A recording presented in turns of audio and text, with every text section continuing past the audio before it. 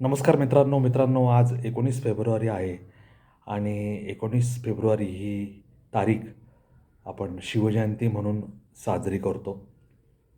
ज्या शिवाजी महाराजांनी आपल्याला अन्याय, अत्याचार, परकीय सत्ता यांच्या विरुद्ध लढण्याचा मूलमंत्र दिला आणि स्वदेश, स्वभाषा, स्वसंस्कृती, स्वाभिमान आणि आपली नीतिमत्ता याच्यासाठी उभे राहण्याचे जे आदर्श प्रस्थापित केले, ते संपूर्ण देशासाठी आदर्शवत असे आहेत.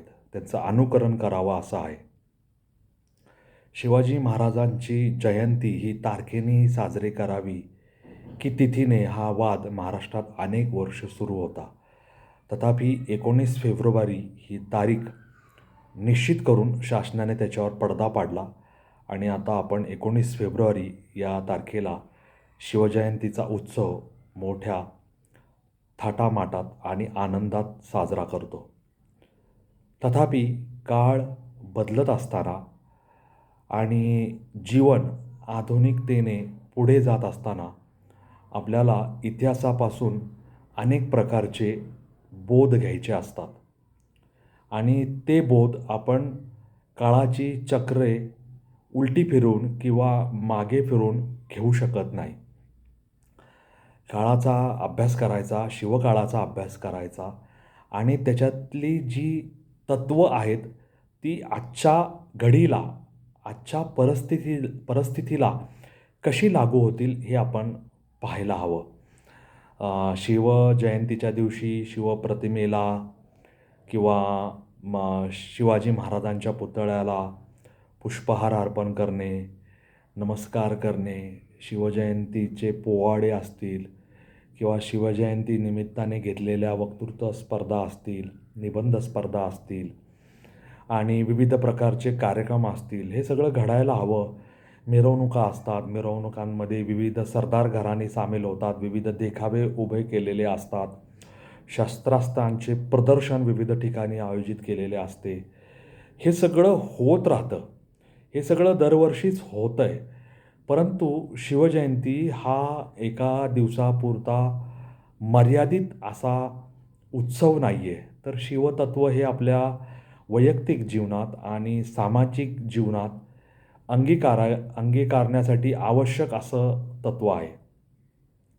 आज शिवजयंती आपण दिनांकानुसार साजरी करून स्वतःला शिवभक्त म्हणून घेत असलो तरी आपल्या गडकिल्ल्यांची काय अवस्था आहे, त्यांच्या डागडुजीकडे, देखभालीकडे कोण लक्ष देणार? पुरातत्व विभाग काय करतो हे आपण वेगळं सांगायची गरज नाही. शिवचरित्राचा कालखंड जर आपल्याला समाजापुढे मांडायचा असेल किंवा तो जागता ठेवायचा असेल तर आपल्याला गडकोड सांभाळण्याशिवाय पर्याय नाही. आपल्याकडे इतिहासाची साधने मर्यादित आहेत. कारण आपल्यावर परकीय सत्तांचा आणि इंग्रजी सत्तांचा जो जुलूम झाला गेले कित्येक वर्ष, त्याच्यामध्ये ह्या साधनांचा नाश झाला. त्यामुळे आहे ती साधने जपून ठेवणे, त्या साधनांचा अभ्यास करणे, अप्रकाशित साधने प्रकाशात आणणे, शिवचरित्राचे विविध पैलू, चरित्राचे विविध आयाम, मग 16व्या शतकापासून अगदी थेट 18व्या शतकापर्यंतचे असतील, ते सगळे आपण वाचले पाहिजे, लिहिले पाहिजे, त्याच्यामधली लिपी समजून घेतली पाहिजे, त्या लिपीचा अभ्यास केला पाहिजे. ऐतिहासिक पुरुष किंवा राष्ट्रपुरुषांची जयंती अशा प्रकारे सुद्धा साजरी करता येते हे आपण लक्षात घेतलं पाहिजे. शिवाजी महाराजांनी आपल्या भाषेला, आपल्या लिपीला प्राधान्य दिले, आपल्या संस्कृतीला प्राधान्य दिलं. मग आपण मराठी भाषा आहे ती बोलतो का, ती लिहितो का, आपल्या लेकरांना मराठी शाळेत आपण दाखल केलं आहे का, मराठी भाषेच्या जतन संवर्धनामध्ये आपला काय वाटा आहे, हे सगळं आपण अभ्यासायला हवं.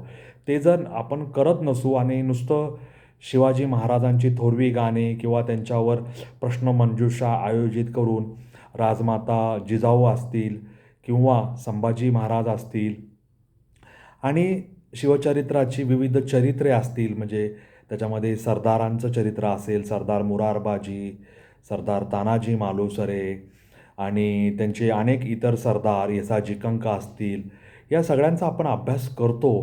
परंतु या पलीकडे हे सगळे शिवचरित्रातील मावळे, शिवाजी महाराजांचे सहकारी, हे शिवाजी महाराजांनी कसे उभे केले, त्यांना ताकद कशी दिली, सामर्थ्य कसं दिलं, आत्मविश्वास कसा दिला, स्वाभिमान कसा दिला, हा धडा आपण शिकणार आहोत का नाही? आपण माणसं कधी उभी करणार?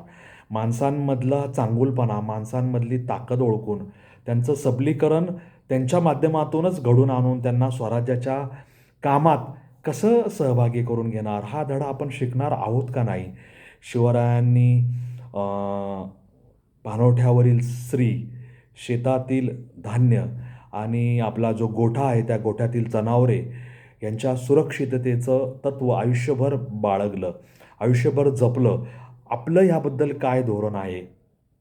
आज शेतीची दुरावस्था आहे. शेतकरी जगला तर राष्ट्र जगेल या मायेने छत्रपतींनी शेती, शेतकरी, गुरंढोरं, जमिनी सांभाळली, त्यांना योग्य वेळी धनधान्य, आर्थिक मदत केली आणि शेतकरी उभा केला. आज शेतीची परिस्थिती काय आहे? आज शेतकऱ्यांची अवस्था काय आहे? याच्यासाठी शासन, प्रशासन आपण सगळे काय करणार आहोत? परकीय शक्तींनी कधीही समुद्रमार्गे, जमिनीमार्गे येता कामा नये आणि ते इथं आले तरी त्यांच्यावर वचक कसा राहील, त्यांच्यावर तपासणी नाके कसे राहतील, त्यांच्यावर सदैव जागता पहारा कसा राहील. मग ते फ्रेंच असतील, मग ते पोर्तुगीज असतील, मग ते इंग्रज असतील, मग ते सिद्धी असतील, या सगळ्यांशी शिवाजी महाराजांनी लढा उभारला आणि ह्यांच्यावर सारखं लक्ष ठेवून सदैव दक्ष राहून आपल्या स्वराज्यातील जनतेचं, आपल्या रयतेचं प्राणपणाने संरक्षण केलं. भारत देश तर सर्व बाजूंनी शत्रूंनी वेढलेला आहे. मग तो पाकिस्तान असेल, मग तो चीन असेल, बांगलादेश असेल. आपण किती जागं राहायला हवं. 26/11ची घटना घडली आणि त्याच्यानंतर ज्या इतर घटना घडल्या, मग पुलवामा असेल किंवा ऑपरेशन सिंदूर असेल, आपण शत्रू सैन्यांना धूळ चारली. परंतु तरीही आपण निश्चिंत होण्याचा श्वास घेऊ शकत नाही. कारण भारताला अडीच आघाडीवरील युद्ध लढायचं आहे आणि ह्याच्यातल्या 2 आघाड्या मी सांगितल्या आणि अर्धी आघाडी ही आपल्या अंतर्गत शत्रूंची आहे. अंतर्गत शत्रू मग ते विविध पंथाचे असतील की जे सनातन धर्माचा घास घ्यायला टपलेले आहेत, धर्मांतरासाठी आग्रही लोक असतील किंवा हिंदूंचं निर्दालन करून हिंदूंच्या मालमत्तेवर कब्जा करू पाहणारे, हिंदूंच्या मुलीबाळींना त्रास देऊ पाहणारे असे अनेक अहिंदू लोक आपल्या आजूबाजूला आहेत आणि त्यांना हा भारत देश गिळंकृत करून सनातन धर्माचा नाश करायचा आहे. तेव्हा अशा लोकांपासून सुद्धा आपल्याला सावध राहायचं आहे. स्वभाषा, स्वधर्म, स्वमाती, स्वसंस्कृती हे जे मी सुरुवातीला सांगितलं ते जपण्यासाठी आपल्याला सदैव जागं राहायचं आहे.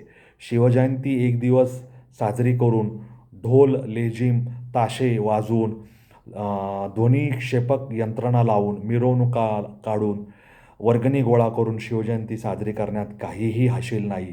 शिवचरित्राचा अभ्यास करणं, शिवतत्व अंगीकारणं, ती सामाजिक जीवनात उतरवणं हे आपल्या सगळ्यांचं कर्तव्य आहे.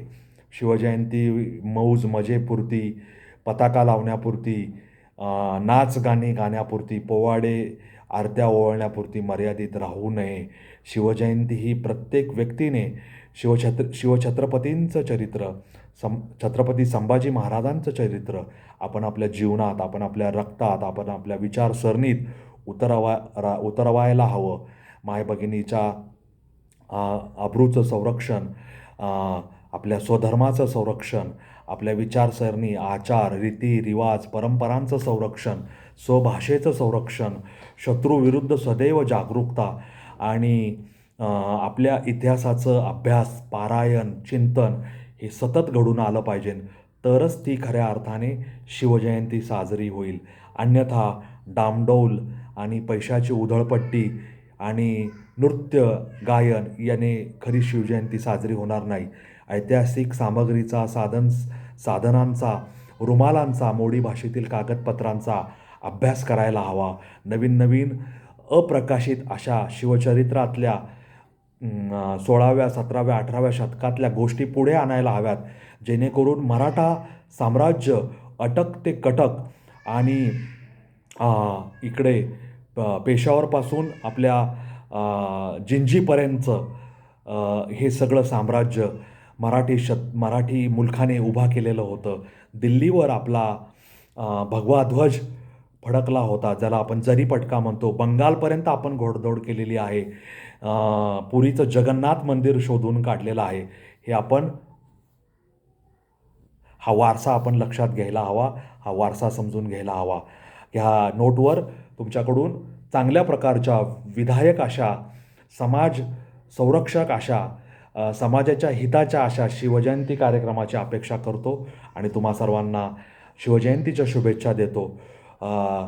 माझा हा यूट्यूब चॅनल अनवट वाट लाईक, शेअर, सबस्क्राईब करायला विसरू नका आणि अशाच वेगळ्या वाटेवरच्या व्हिडिओसाठी माझ्या या चॅनलला लाईक, शेअर, सबस्क्राईब करा आणि माझ्या ह्या वाटेवर तुम्ही वारकरी म्हणून सामील व्हा. माझ्या चॅनलची लिंक तुमच्या मित्रपरिवार, आप्तजन, स्नेहीजन यांना व्हॉट्सअपच्या त्यांच्या ह्याला पेस्ट करायला विसरू नका आणि भेट म्हणून त्यांना ती दिली असं सांगा. शिवजयंतीच्या पुन्हा एकदा शुभेच्छा. धन्यवाद. जय हिंद, जय महाराष्ट्र, वंदे मातरम, जय श्रीराम, जय जगन्नाथ, जय सनातन. छत्रपती शिवाजी महाराजांचा विजय असो. धन्यवाद.